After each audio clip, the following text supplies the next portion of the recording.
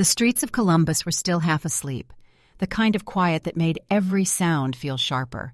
Street lamps blinked lazily, as if reluctant to surrender to the pale gray light of early autumn. The air carried that crisp edge that made each breath feel clean, almost sharp, and the maple leaves scattered across the asphalt whispered and skittered in little bursts of movement when the breeze passed. Angela Brooks eased her black SUV onto East Whittier Street, the tires making a low hum over the worn pavement. Inside the cabin, the soft voice of a public radio host spilled from the speakers, the kind of voice that blended into the background, comforting, steady. She reached up with one hand to smooth the front of her black vest, fingers brushing the fabric in a practiced motion. Beneath it, her white shirt was still warm from the dryer. It was a small routine she clung to, starting the day with something pressed, ordered, predictable. A few blocks later, she turned into the parking lot of Fox in the Snow Cafe, the warm glow from inside spilling onto the damp sidewalk. Even from the car, she caught a faint whiff of espresso through the cracked window. She parked, stepped out, and was met with that instant contrast, the bite of the cold morning against the cafe's inviting heat. The bell over the door chimed softly as she entered. "Morning, Angela," called the barista, a young man with sandy hair who had memorized her order months ago. "Morning, Ben," she replied with a small smile. "The usual?" She nodded, pulling her phone from her pocket to check the time. The screen told her she was right on schedule. That was important today. The closed-door meeting at the John W. Bricker Federal Building wasn't the kind you walked into late. Ben slid the latte across the counter in a tall paper cup, steam curling from the opening. "Stay warm out there," he said, his tone casual but sincere. Angela wrapped her hands around the cup, savoring the warmth against her fingers, then stepped back into the brisk morning. She took a sip, the bitter and sweet mingling in a way that always reminded her of her father's Sunday breakfasts, strong coffee, pancakes, and the smell of maple syrup. That thought, like so many memories of him, brought with it the echo of his voice. When, not if. It was a phrase he'd repeated often, not out of cynicism, but out of preparation. When not if you get pulled over. You keep your hands where they can see 'em. You answer short, polite, and you don't give 'em a reason to take it further. He'd told her once at the kitchen table, his eyes serious over the rim of his mug. She'd been 16 then, eager to roll her eyes at lessons she thought she'd never need. But life had a way of proving him right, more than once. Back in the driver's seat, Angela placed the cup in the holder, started the engine, and merged back into the quiet streets. German Village passed by outside her window. Brick sidewalks lined with tidy two-story homes, their shutters closed against the chill. The city was only just beginning to stir. Delivery trucks parked at curbs, the occasional jogger wrapped in fleece, the smell of wood smoke hanging faintly in the air. She guided the SUV north toward Maplewood Heights, a neighborhood she knew mostly from maps and reports, not from personal errands. The homes there were larger, the streets wider, the air almost unnaturally still. She noticed the absence of certain things. No buses, no sidewalks worn by foot traffic, no corner stores. It was the kind of place where people noticed a car that didn't belong. Her mind drifted to the meeting ahead. The federal building's conference room would be full of people she respected, people who didn't waste time on pleasantries when the subject matter was serious. The file on her passenger seat contained preliminary findings for a case that had been quietly brewing for months. This morning's meeting would push it forward. She intended to be ready. At the light on Livingston Avenue, she adjusted her rearview mirror, catching sight of her own eyes. Steady, focused, framed by the faint lines of someone who had seen enough to know that calm wasn't just a virtue, it was a tool. The light turned green, and she pressed the accelerator with the measured ease of someone who never gave traffic laws an excuse to notice her. Maplewood Heights stretched out ahead, tree-lined streets, bending gently out of sight, manicured lawns still wet with dew. There was a particular hush here, one that made even the hum of her engine feel loud. Angela sipped from her coffee again, scanning the road. No cars ahead, none behind. Then, 2 blocks in, her rearview mirror bloomed with sudden color. Red and blue lights pulsed in the stillness, flashing against the pale facades of the houses on either side. Angela didn't startle. She didn't slam the brakes or mutter under her breath. Instead, she felt that familiar tightening low in her stomach, the muscle memory of a moment she'd known too many times before. Her foot eased off the gas. The patrol car behind her held its distance for a moment, lights unwavering, before drawing closer. Angela signaled right, steering her SUV toward the curb. The motion was slow, deliberate. The latte in the cup holder barely rippled. She shifted into park and let her hands rest lightly on the steering wheel, fingers loose but ready. The radio's soft voice kept talking about the weather, an unbroken stream of calm that contrasted with the sudden sharpness outside. Angela's grip on the wheel tightened, just enough to feel the texture of the leather under her skin as the patrol car edged closer in her mirror. The cold air bit at Angela's cheeks as she rolled down her window. It swept in like a second presence, replacing the cozy warmth of the SUV with something sharper, thinner. Outside, the street was still, the muted hum of the patrol car's engine filling the space where neighborhood birdsong might have been.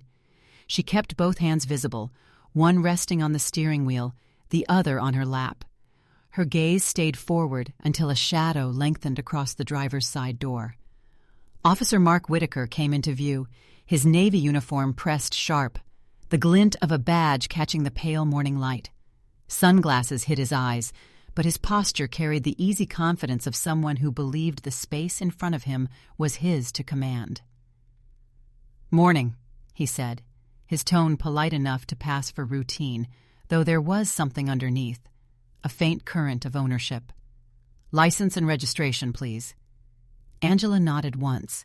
No wasted words. She reached slowly toward the glove compartment, careful to keep her movements visible. The sound of the latch clicking open felt louder than it should have. She withdrew her registration, then her license from her wallet, and extended them through the window. Whitaker took them, without really looking, his eyes instead drifting over her face, then into the interior of the SUV. "So," he began, drawing the word out just a fraction longer than necessary, "what brings you to this neighborhood this early?" Angela's eyes returned to his sunglasses, searching for any hint of expression. "Driving to work," she replied, her voice even, uncolored. "Work." He let the pause stretch. "Folks around here don't usually cut through Maplewood Heights unless they're up to something." His gaze lingered, as though waiting for her to stumble into a detail he could seize. "You live around here?" "No." Just that. No elaboration, no invitation for him to keep pulling. The silence between them was almost tactile. Whitaker shifted his stance, scanning again. The dashboard, the passenger seat, the back. His eyes stopped on the black, hard case beside her work bag. Angela kept her face still. "That yours?" he asked. "Yes." "What's in it?" "Work materials." Another pause. A long one. The kind of pause that gave the impression of patience, but was really a test. Angela could feel the shift in the air, the slight tightening that came when a routine question became something else. Whitaker's head tilted toward the back seat again, as if the case might open itself if he stared long enough. "Mind if I take a look inside the vehicle?" Angela didn't answer right away. Instead, she let the question hang there, suspended between them like a thread pulled taut. Somewhere in the distance, a dog barked twice, then fell silent. Her fingers brushed the edge of the steering wheel, the leather warm from her hands. She met his gaze, or at least the dark reflection of herself in his lenses. The air between them was still, but not calm. Angela's breath was slow, deliberate, each inhale measured against the crisp autumn air. She had been here before. Not this street, not this officer, but this moment. She knew what it was trying to become. "Mind if I take a look inside the vehicle?" Whitaker repeated. this time leaning slightly closer to the open window. Her grip on the wheel didn't change. "Is there a legal reason for a search?" she asked, her tone so calm it almost blended with the morning stillness. His jaw tightened. It was a small thing, a faint twitch along his cheek, but she noticed. "Just routine," he said after a pause. "With all the carjackings lately, we've been asked to keep an eye out for anything unusual." Carjackings. She nearly smiled at the predictability of it. The words were vague enough to suggest concern, but soft enough to vanish under scrutiny. She let the silence answer for her. Whitaker adjusted his stance, as though weighing whether to press harder. The low rumble of another engine joined the quiet. Angela glanced at her side mirror and saw a second patrol car pulling up behind Whitaker's. The newcomer stepped out. Officer Tyler Grant, younger, eyes quick, expression carefully neutral. Whitaker took a few steps back, leaning toward Grant, his words too low for Angela to hear. She knew the choreography. Control the narrative before the driver can. From her seat, she rested her left hand lightly near the lower dash, fingers brushing against a small flush button that blended perfectly with the paneling. She didn't press it. Not yet. The younger officer's gaze flicked toward her briefly, something unreadable in it, before he turned back to Whitaker. Angela let her breath out slowly, the kind that didn't move her shoulders. The cold air seemed to have settled inside the car now, coiled in the space between her and the door. Whitaker approached again. "Ma'am, just a quick look inside. Won't take more than a second." "You've seen my license," she said evenly. "You have my registration. You've inspected the vehicle visually. Unless you have probable cause, a search isn't lawful." There it was, the line drawn cleanly in the sand. Her thumb pressed the hidden DOJ button. No noise, no light, just a silent ping. Timestamp, location, incident flagged in the system. Whitaker hesitated. Grant shifted his weight, his stance angling ever so slightly away from his partner. The air grew heavier. Neither side moved. Finally, Whitaker reached into his chest pocket, pulled out her license, and extended it toward her. "Drive safe," he said, the words clipped, neutral, meant to close a scene without admitting defeat. Angela took it without looking at him, slid it into her wallet, and started the engine.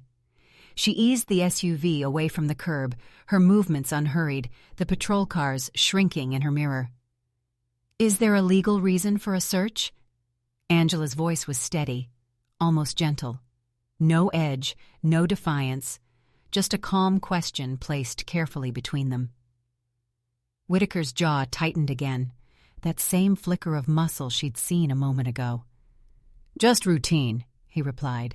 "With all the carjackings lately, we've been told to keep an eye out for anything unusual." The phrasing was neat, rehearsed, broad enough to sound reasonable, vague enough to disappear if challenged. Angela didn't fill the silence. She thought briefly of her brother, Marcus. His routine stop had started the same way. Polite questions that turned into handcuffs, then charges, then hearings. 2 years of college gone in the space of one unlucky night. She could still picture the exhaustion in his face when the last appeal failed. That memory sat in her chest like a stone. Outside the car, Whitaker shifted his stance, scanning the street as if the air itself might hand him probable cause. The second officer, Tyler Grant, stood just behind him, posture neutral, but his eyes flickered to Angela's hands on the wheel. Her left thumb slid under the dash, pressing the small, flush button built into the panel. There was no sound, no change in the hum of the SUV, but a signal left the vehicle, timestamp, location, incident type, pinged directly into DOJ systems. Whitaker stepped half a pace closer. "Ma'am, just a quick look inside. Won't take more than a second." Angela met the dark reflection of her own face in his sunglasses. "You've seen my license. You have my registration. You've inspected the vehicle visually. Unless you have probable cause, a search isn't lawful." The words fell into the space between them with the soft weight of certainty. Not raised, not defensive, just immovable. Grant's stance shifted almost imperceptibly, one foot angled slightly away from Whitaker. It was the kind of body language Angela had learned to read during depositions, small tells that said more than the mouth ever would. For a moment, no one moved. The only sound was the faint rustle of maple leaves overhead, skittering against the curb. Whitaker's fingers drummed once against the edge of her license before he pulled it from his pocket and extended it toward her. "Drive safe," he said, clipped and neutral. Angela accepted it without thanks. She slid the card into her wallet, started the engine, and pulled slowly from the curb. The latte in her cup holder had gone lukewarm, but she didn't reach for it. In the mirror, the 2 patrol cars lingered, lights dark now, before fading from view as she turned the corner. The neighborhood resumed its stillness, as if the moment had been folded neatly out of sight. Angela kept her speed steady all the way to the on-ramp, her hands relaxed on the wheel. Only when the skyline of downtown Columbus came into view did she feel the knot in her chest loosen, if only slightly. The question now wasn't whether this would go into her report. It was how far that report might ripple once it left her hands. She merged back into the main road, the hum of the tires on asphalt steady in her ears. Each block she passed seemed to put a little more air back into her lungs, but she kept her focus on the road ahead. Angela had learned long ago that adrenaline didn't vanish when the moment ended. It bled out slowly, leaving the body taut and alert long after the threat was gone. She flexed her fingers on the wheel, letting the tension seep away in increments. Her thoughts moved with precision now, cataloging details: time of stop, location, officer names, their exact words. The DOJ protocol wasn't just a formality. It was a lifeline for cases like this. And today, it wasn't just her own rights she was protecting.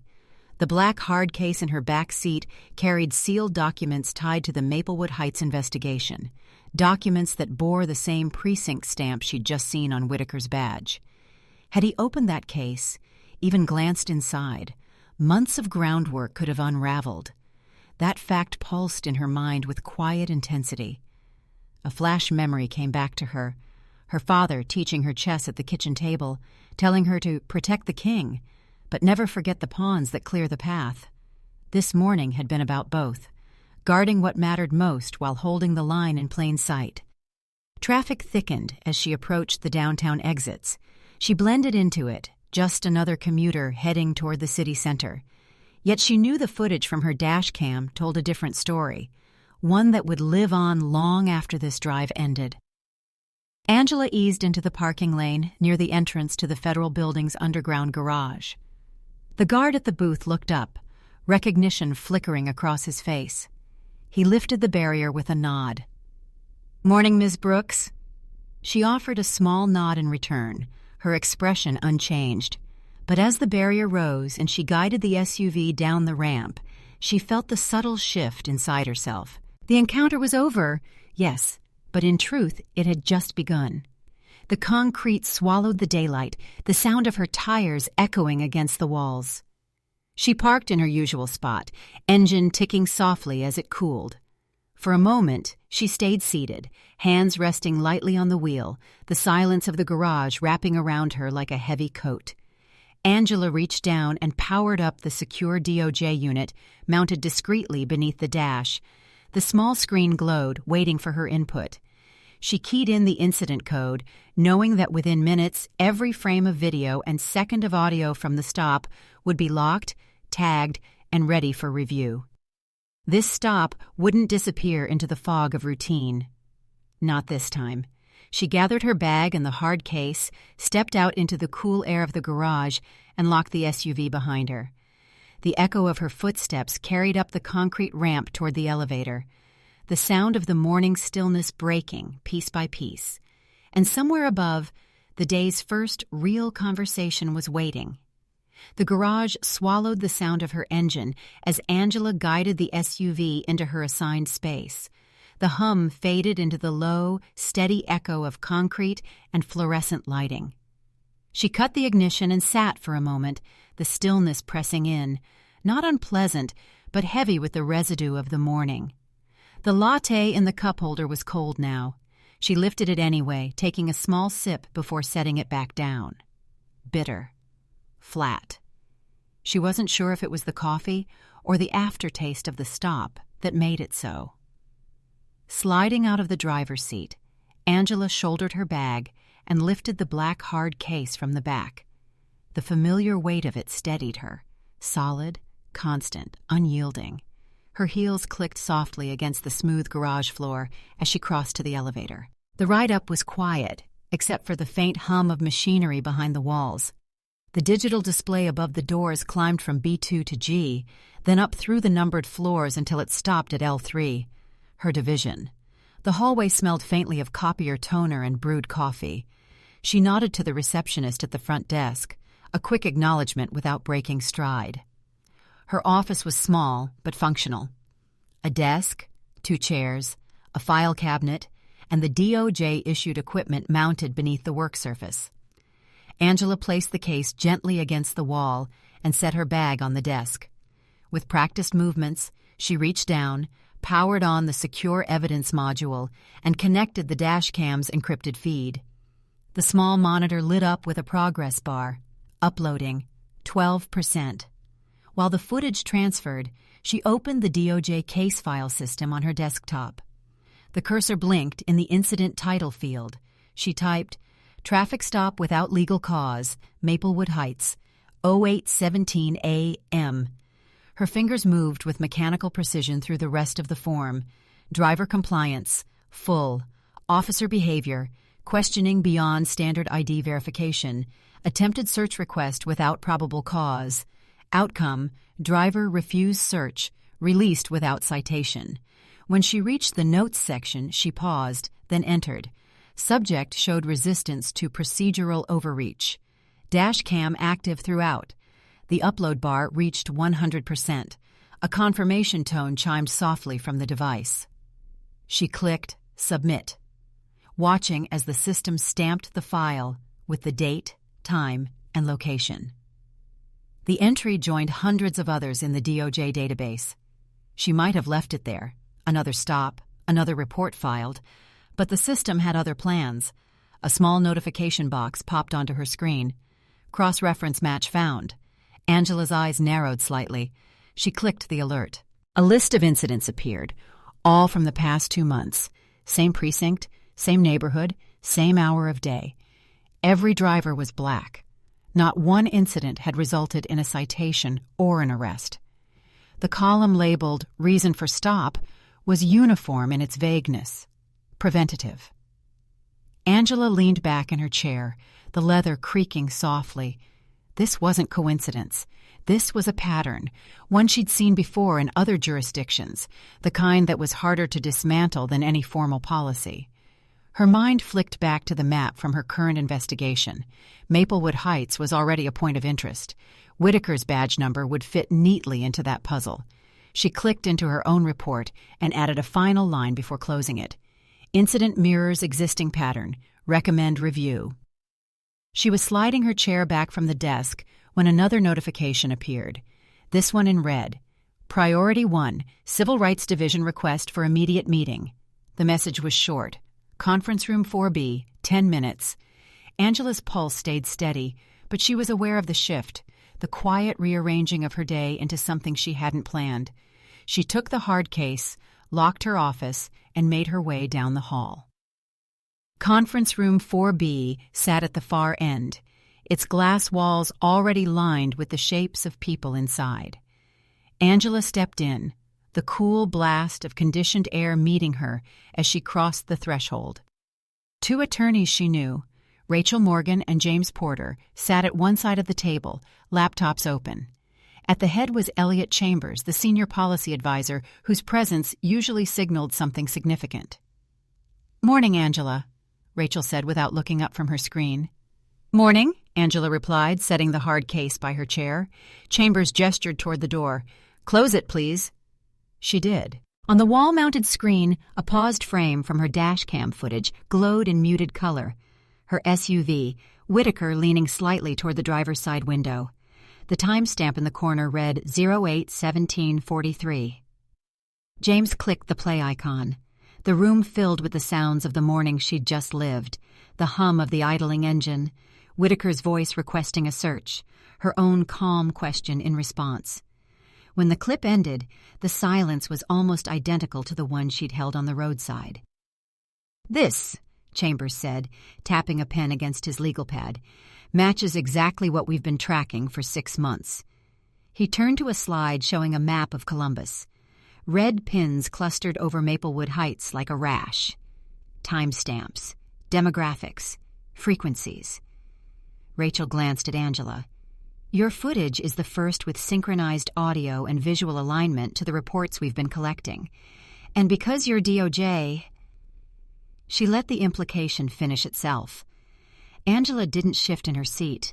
She'd learned that stillness often carried more weight than reaction. Chambers leaned forward. "We're moving this to federal review, and we're using your clip as part of the presentation to the oversight panel this afternoon." Angela gave a single, measured nod. Inside, she felt the quiet click of pieces falling into place. This morning had been a stop. Now, it was evidence. The paused frame on the conference room screen showed Angela in profile, calm behind the wheel, hands visible on the steering wheel. Outside the window, Whitaker's figure was a dark blur, the glint of his badge catching the pale morning light. Rachel clicked play again, this time letting the clip run longer. Angela's voice, steady, measured, filled the room. "Unless you have probable cause, a search isn't lawful." The words hung there for a moment before the footage ended. No one spoke. The only sound was the faint hum of the projector fan. "This is what we've been waiting for," Chambers said finally, his tone leaving no room for doubt.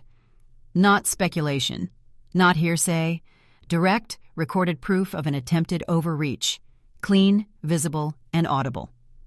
He gestured to the map overlay on the next slide.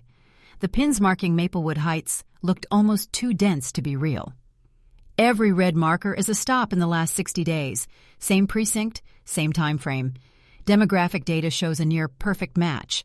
Black drivers stopped between 8:00 and 9:00 a.m.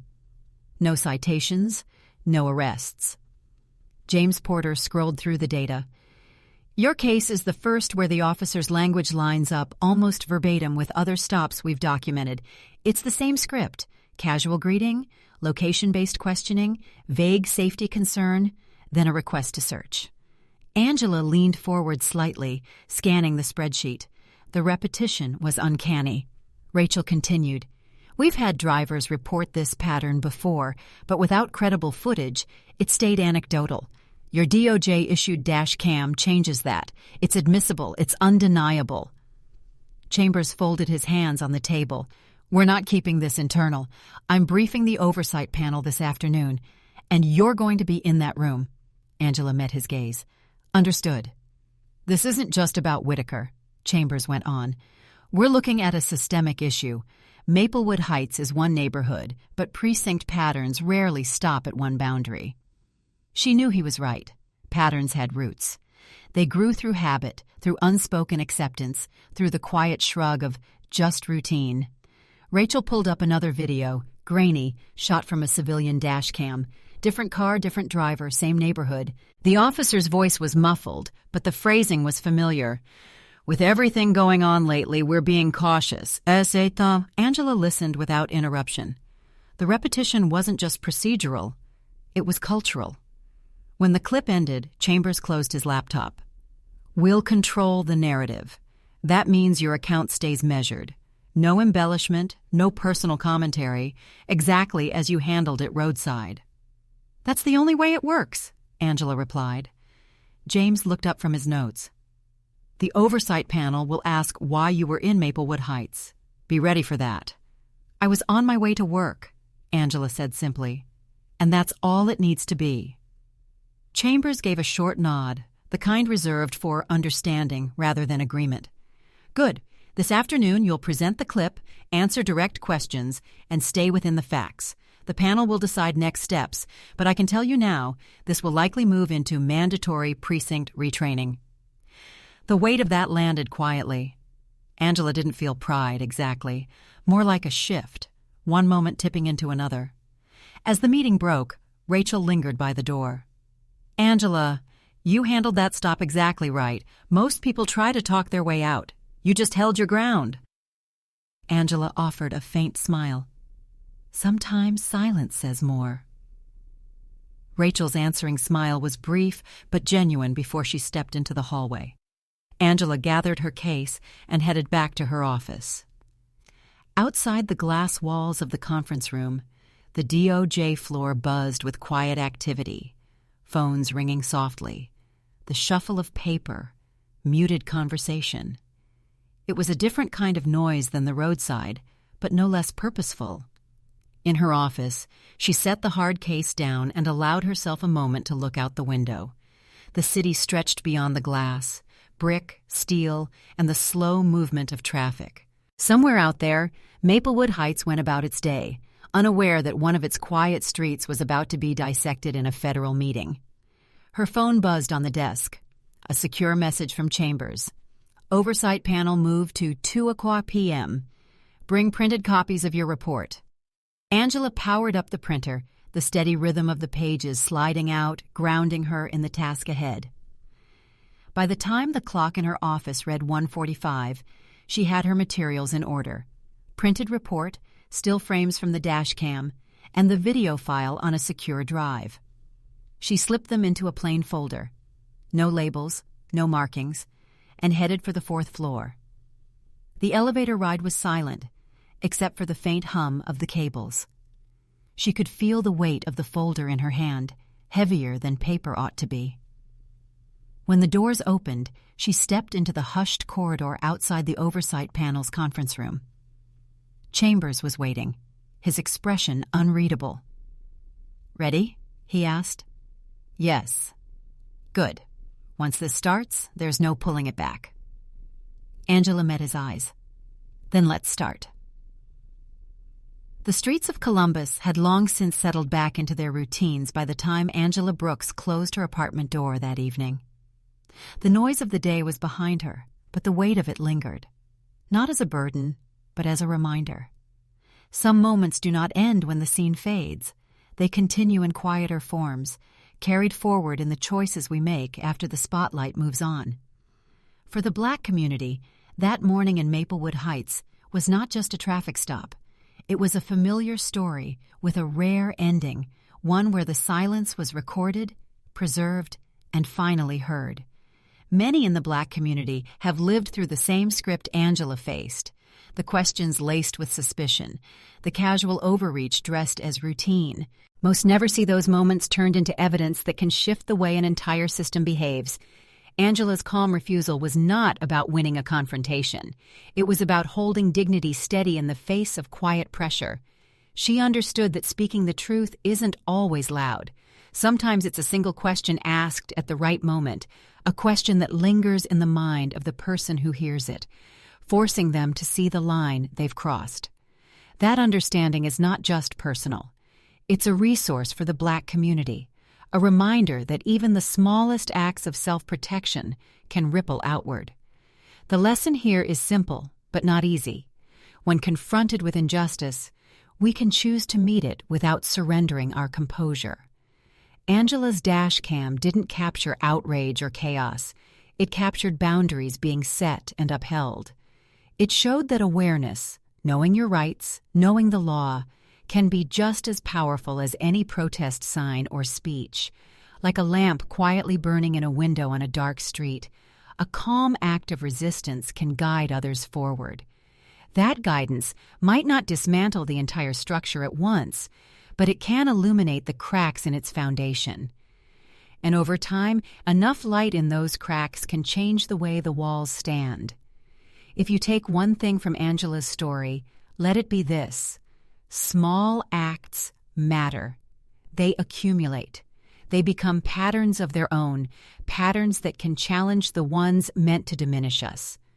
In a world where much feels out of our control, knowing that your voice, your stillness, your choices can add to the weight of change is no small thing. So, as you sit with this story, think of the moments in your own life where calm could be your strength, where knowing your ground could be your power. And if it speaks to you, share it. with your neighbors, your friends, and especially with those who might one day face the same flashing lights in their mirror. Change often begins when someone refuses to let the ordinary go unnoticed. If this story has touched your heart, consider passing it along. Somewhere, someone may need the quiet reminder that dignity can be defended and that the smallest moments can matter most.